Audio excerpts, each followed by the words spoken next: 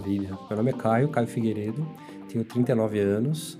Eu sou um profissional que veio de uma área de trade marketing, passei por diversas empresas como Unilever, Mondelez, Bombril, Reckitt Benckiser e algumas outras mais nacionais também. E fiz uma migração recentemente aí para a área de SEMAI, onde eu estou hoje na Bimbo do Brasil.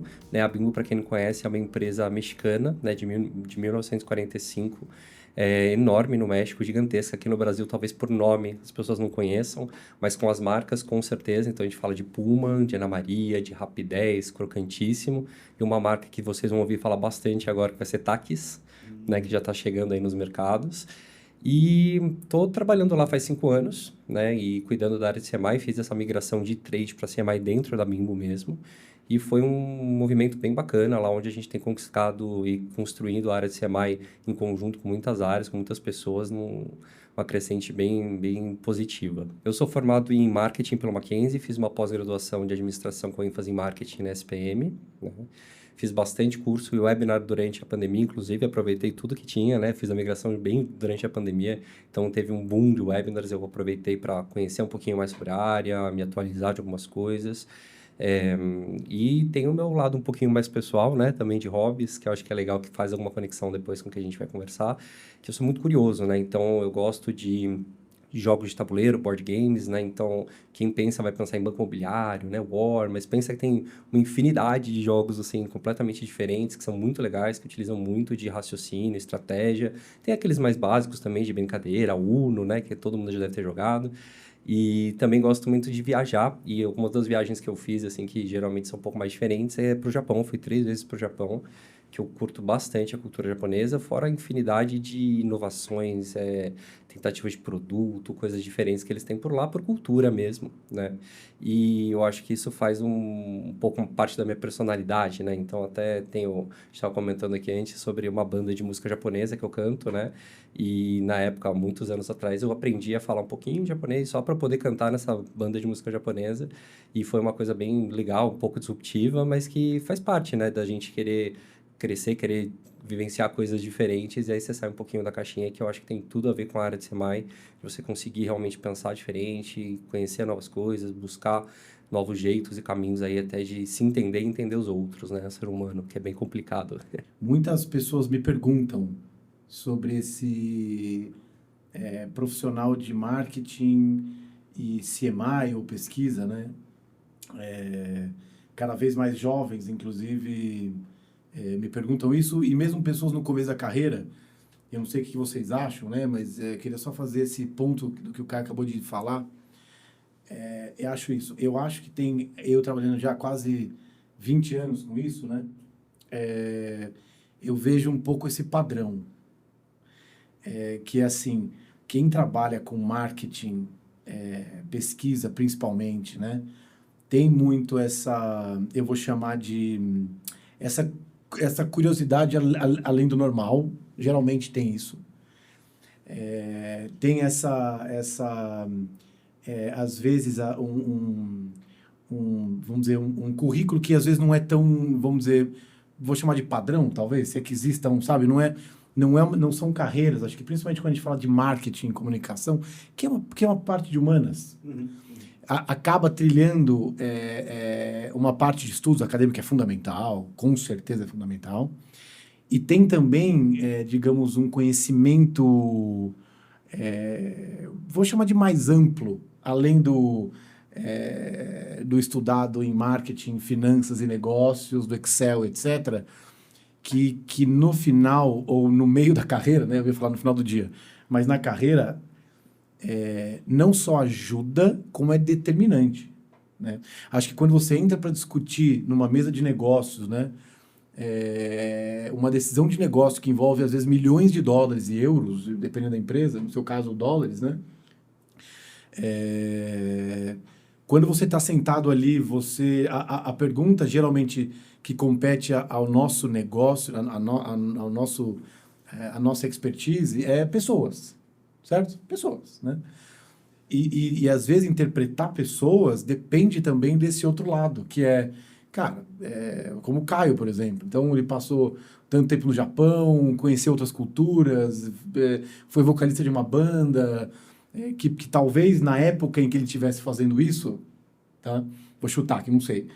Talvez na época que ele estivesse tendo vamos dizer, essa iniciativa, talvez um pouco, vamos dizer, fora do comum, né? Mas que é resultado da curiosidade, né? Provavelmente. Não sei se é curiosidade ou não. Ou você tem família no Japão, parece que não, né? Não. Mas, mesmo que tenha família no Japão, não estou dizendo que não precisa ser o Japão também, mas é isso. Acho que no final das contas, agora, nesse cargo que você está, muito provavelmente isso te ajudou a chegar ali, porque você acaba refletindo isso no resto também, né? Putz, no final do dia você acaba discutindo o que as pessoas querem, como é que as pessoas gostam, o que elas não gostam, por que elas compram, o que elas não compram, o que elas fazem, o que elas fazem. E aí, quando você pega e tem repertório, seja repertório por coisas que você leu, repertório de vida, você acaba concatenando as coisas e fala, cara, é por causa disso. E às vezes Antes de tudo, a gente para e repensa assim, eu quero lançar um produto ou eu quero atender uma necessidade do consumidor? Né? Essa necessidade já existe? Qual é essa necessidade? O que eu vou fazer? Então, muitas vezes o pessoal chegava, isso passado, às vezes com uma coisa, solução super pronta e falando, não, vai funcionar desse jeito, a gente vai encaixar assim, o consumidor vai usar assado. E muitas das vezes você não tem a visão, porque você está sentado dentro de uma cadeira da empresa, que você acredita naquilo, você vivencia aquilo. Quando a gente vai para o universo do consumidor, tem uma multidão de produtos, de possibilidades que ele tem na mão, e às vezes aquilo que você está oferecendo até serviria. Só que tem muitas outras opções melhores, que atendem melhor, ou atendem mais barato, ou atendem de uma forma que está mais dentro do dia a dia dele, na cultura dele. Então, quando a gente fala de inovação, primeiro de tudo, a gente tem que falar assim, da onde está partindo essa inovação? Claro que você vai ter sempre dois caminhos importantes, que um é, eu estou saindo aqui de uma necessidade do negócio, eu tenho uma oportunidade do negócio, como que eu direciono isso, né? E aí você vai tentar tirar daquela oportunidade de negócio o melhor que você conseguir. E tem muitas das vezes que você fala assim, não, eu quero atender uma necessidade do consumidor e eu quero ser a melhor opção para ele dentro daquilo. Então, são caminhos diferentes, né? Ambos deles, você precisa entender o consumidor, começar a compreender, assim, o que passa na cabeça dele, como que ele vai fazer a utilização daquele produto ou serviço, o que seja, qual que é a rotina dele, como aquilo se encaixa e, principalmente, qual que é o valor que você gera para ele. Porque, no final do dia, a gente está falando de grana, né? Eu vou pagar uma grana para receber uma coisa de volta. Então, que tem que me dar valor, assim como a minha grana tem valor que eu vou estar dando. Então, é uma troca de valores. Se eu estou dando um valor ideal para aquilo, eu quero que aquilo me entregue o valor ideal também. E a gente precisa descobrir que valor é esse, o que ele espera daquilo. Em todos os termos, quando a gente fala de um produto comestível, eu falo muito dos pactos que existem, né? Então, tem o pacto da alimentação. Se a gente quisesse viver simplesmente comer para existir, a gente comia pílula, não precisava comer nada, né? Não precisava comer, não precisava engordar, não precisava fazer nada. Como a gente quer, como a gente tem uma alimentação e a gente tem prazer em se alimentar, a gente quer sabor, a gente quer maciez, seja para um pão, a gente quer que seja chocolatudo, se for uma coisa de chocolate. Então, a gente busca alguns atributos e algumas especificidades de produto justamente para atender aquela necessidade que a gente tem. E as necessidades que a gente tem são muito variadas de alimentação. Tem desde da gente se nutrir, desde cuidar do nosso corpo, desde eu quero ter um prazer, desde aquele eu mereço comer isso hoje, porque a semana inteira eu trabalhei, me matei, fiquei o dia inteiro até tarde, fui na academia, então agora eu quero comer um McDonald's. Então você muda a sua alimentação de maneiras muito diferentes. E essa compreensão, assim, holística de tudo, e não basta a gente entender só, às vezes, a rotina de alimentação daquela pessoa, a gente tem que entender a rotina dela da casa dela. Como que é ela, como é a família, quem que está envolvido dentro disso. Posso dar um exemplo muito prático de pão, quando a gente fala de pão de forma. Pão de forma, muitas vezes você tem lares que você tem a mulher, marido, né, filhos, e às vezes a mulher abre mão de comprar um pão que ela queria para ela mais saudável, né, com grãos ou integral, por conta da família, porque o filho não vai comer, o marido não vai comer, eles querem um pão branco mais saboroso. Com né, certeza, pão esse é problema tradicional. lá em casa. Exato, e aí você deixa de comprar o pão, você abre a mão para comprar o pão de forma para tua família. Né? E aí como é que a gente talvez disso entende o consumidor e vai lá e lança um produto com um tamanho menor, que seja justamente para você poder comprar 2 pães, e poder levar isso para casa e ter o seu pão específico e ter o pão para casa também, que vai agradar todo mundo. Como é que eu consigo fazer uma tradução do seu trabalho de executivo? Você tem que vender pão. Uhum. Ponto. Né? do seu trabalho como executivo para conseguir traduzir o que essas pessoas têm no seu espaço, no seu dia a dia e nas suas vontades para trocar o dinheiro delas pelo seu pão. É isso que você está dizendo, né? Exato. Então, assim, não é um trabalho fácil. E ele parte de uma, eu acho que você está dizendo, que ele parte de um entendimento de, até de, eu vou dizer, levantar essa bandeira internamente, né? Porque, em tese, você precisa explicar para as pessoas da empresa, eu acho, é uma pergunta, né? Por mais que eu acho que eu saiba a resposta, de estar sempre lembrando, falar, pessoal, peraí, né? Legal, a gente sabe que está com cara de ser tudo perfeito e tal, mas vamos ouvir o que as pessoas estão dizendo sobre isso? Ou em que momento elas vão, no seu caso, comer isso? Ou por que elas vão trocar o dinheiro delas por isso? E como é que a gente está trazendo essa informação? Né? Porque você falou um negócio que eu acho muito legal. Eu lembrei de um termo que a gente usa muito, né, no dia a dia, que é share of stomach, share of wallet, share of mind. Né? Olha isso, bolso, estômago e mente, né? A gente está pegando um share da cabeça das pessoas, um share do estômago. Mas, cara, e o share of life, share of day, share of refrigerator, share of table, né? O share of dispensa, porque dispensa é uma coisa brasileira. Não tem. Share of time. Share of time, share of time. Então, como é que a gente consegue olhar e falar, pô, legal, mas não vai caber na dispensa da pessoa, não vai caber na geladeira. Então, o produto é ótimo, mas a embalagem não é, tá? Porque dá para fazer outra embalagem. Então, indo no que você está dizendo, é isso. Acho que são duas coisas que eu queria puxar. Primeiro, que eu acho que é muito válido, e conheço o teu trabalho, sei disso, é uma coisa de, primeiro, ser a pessoa que lá dentro da empresa volta pro, olha, não. Ou, nem não, né? Às vezes é sim também, mas vamos, tá tudo bem, tá tudo ótimo, mas vamos só olhar para o que essa pessoa que vai comprar nosso produto, o que ela está dizendo para gente? Por mais que não seja tão legal de ouvir, esse é um primeiro ponto, né? Que eu queria que você contasse para a gente como é o seu dia a dia em relação a isso. Que eu sei que não é fácil. Porque é isso, tem que lembrar todo mundo, né? Todos os departamentos e acho que se espera isso de você também, né? Sim. De ser o que eu costumo chamar de colocar o consumidor na mesa, né? Eu falei consumidor. Colocar as pessoas que compram na mesa. Falar, vamos perguntar para elas, olha que legal. E segundo ponto que métricas que a gente usa para considerar, vou chamar de válidas, né? Para cada lançamento, cada produto é uma métrica, talvez. Isso aqui vai ser mais para mexer com a indulgência delas, né? Indulgência, para quem não sabe, é isso. É um momento meio...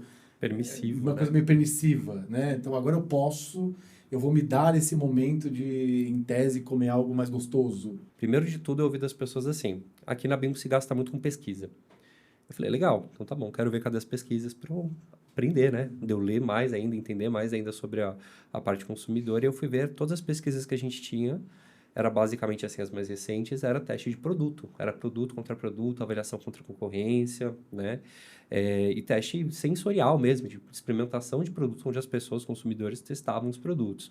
Eu falei, legal, vamos fazer um UNA, né? Um estudo de hábitos e atitudes para compreender como que o consumidor, como a pessoa, se relaciona com pão, né? Como é que é o pão, né? Pão é tão importante no nosso dia a dia, mas como que é isso, né? Porque na prática, se você fala de tomar um café da manhã sozinho, numa terça-feira de manhã em casa, a tua motivação para consumir pão e isso vai guiar o pão que você vai escolher é muito diferente de um café da manhã da família completa no sábado que você acordou mais tarde. Então, você vê uma mudança muito grande de motivação, e aí isso muda quem, quando, que horas, que pão, né? Como você vai preparar aquele pão, né? Isso muda tudo, porque você tem uma série de outras variáveis, que é o que você está falando, que é assim, o tempo que eu tenho para preparar isso, quanto eu gastei nisso, quanto eu quero agradar minha família, talvez no momento que eu tenha uma possibilidade maior, né? Então, você muda. Na terça-feira, aí respondendo a própria pergunta, na terça-feira de manhã, geralmente o pessoal vai consumir um pão integral, um pão com grãos que fala, eu estou cuidando da minha saúde agora durante a semana. No final de semana, você já chuta um pouco mais o balde, aí você vai consumir um artesano, né? Que é um pão mais gordinho, um pão mais gostoso, é um pão que te dá mais um prazer. Isso vai mudar. Na terça-feira talvez seja um sanduíche, né? Com frios lá, com peito de peru, queijo branco, não sei. No sábado vai ser talvez uma torrada com manteiga ou geleia. Então, tudo isso vai mudar muito o consumo. E olha a diferença que eu falo quando a gente traz isso para a realidade de volumetria, por exemplo. Eu estava falando de um sanduíche, são 2 fatias de pão. No final de semana, se for uma torrada, é uma fatia de pão, né? Mas aí quantas pessoas estão consumindo? Né? Eu já mudo aí, talvez 3, 4 pessoas vão estar consumindo no final de semana e uma pessoa está consumindo na terça. Isso já começa a mudar tudo que a gente fala de quantidade e volumetria que eu vou vender no final do dia, né? E aí quando a gente traz isso para conseguir compreender, a gente começa a falar. E aí eu entro muito no segundo ponto que você me trouxe, que é como que eu trabalho uma inovação, como que eu entendo uma inovação. E é difícil a gente, às vezes, inovar em pão, né? Pão é um commodity, praticamente. É um produto que está na mesa de todo mundo sabe o que é. Como é que eu gero valor para isso, né? A Bimbo foi muito feliz no passado fazendo artesano, que foi um pão mais artesanal, com uma entrega diferente, um pão mais gostoso. E isso realmente caiu aí no gosto do consumidor e entrou bastante no dia a dia das pessoas. Mas como que eu consigo chegar nisso, né? Então, a gente precisa muito entender alguns pontos. Primeiro de tudo, a gente fala muito de qual que é o nosso source of volume, da onde vem o volume, qual que é a fonte do volume que a gente vai atender, né? Quem que eu vou, com que pessoa, com que consumidor eu vou conversar, como que ele vai consumir, que produto talvez ele vai deixar de consumir para consumir o nosso, porque no final do dia você não vai comer um pão a mais, você vai trocar. E aí eu quero que ele troque com um produto meu, que ele canibalize um produto meu, não. Eu quero que ele roube ou da concorrência ou que seja um consumo incremental, que ele talvez deixe de fazer uma refeição para fazer um sanduíche, né? Então, tudo isso a gente precisa entender muito amplamente qual que é o consumo desse consumidor, né? Como que essa pessoa vai se relacionar com esse produto, e aí para eu poder entregar essa proposta de valor para ele, que aí vai ser uma proposta de valor baseada em produto, marca, atributos de produto, claims, né? O que eu vou dizer nesse produto de positivo para ele, que benefícios eu estou oferecendo com aquele produto. Ah, ele é mais macio, ele é mais saboroso, ele é ótimo na torradeira, ele tem um aspecto, um sabor amanteigado, como a gente tem o artesano pão na chapa, por exemplo. Então, o que eu ofereço para esse consumidor? E voltando um pouquinho atrás nisso, então, toda essa complexidade que a gente vê, você não responde testando um produto contra produto. Você não responde com uma fatia de pão na sua frente. Você responde compreendendo como é que é o dia a dia dessa pessoa, compreendendo como que ela põe esse pão na mesa, com quem que ela está comendo. E aí isso amplifica muito a necessidade que a gente tem de fazer um estudo e aí volta na questão dos hábitos e atitudes de um consumidor, né? E aí, o segundo ponto é como que a gente traz isso e faz aquela pessoa que falou para mim assim, não precisa falar, precisa fazer uma pesquisa de pão porque todo mundo sabe, se a gente não sabe. Então, como é que eu volto para essa pessoa? E muitas das vezes as pessoas, ok, entendem, eu converso assim, elas compreendem e falam, beleza, maravilha, vamos seguir então com a pesquisa, vamos entender um pouquinho melhor isso, e eu acho que vai trazer benefício, e tem gente que fala assim, não, é desnecessário, a gente pode continuar fazendo do jeito que a gente está fazendo. Como é que eu mudo a mente dessa pessoa? Como que eu crio, tiro essa rejeição, né, esse distanciamento que ele tem da informação. E muitas das vezes você não consegue isso através só de um PowerPoint, ou de um Excel, ou de um dado mais frio, né? E aí a gente fala de trazer essa pessoa para a realidade. Alguns dos caminhos que a gente faz isso é através de visitando casa de consumidor, etnografia mesmo, né? Estando com o consumidor próximo, conversando com ele. Acho que isso é um jeito que traz muito uma proximidade, né? Foi um dos pilares que a gente está trabalhando muito fortemente aí no último ano, né? No CMI dentro da Bimbo.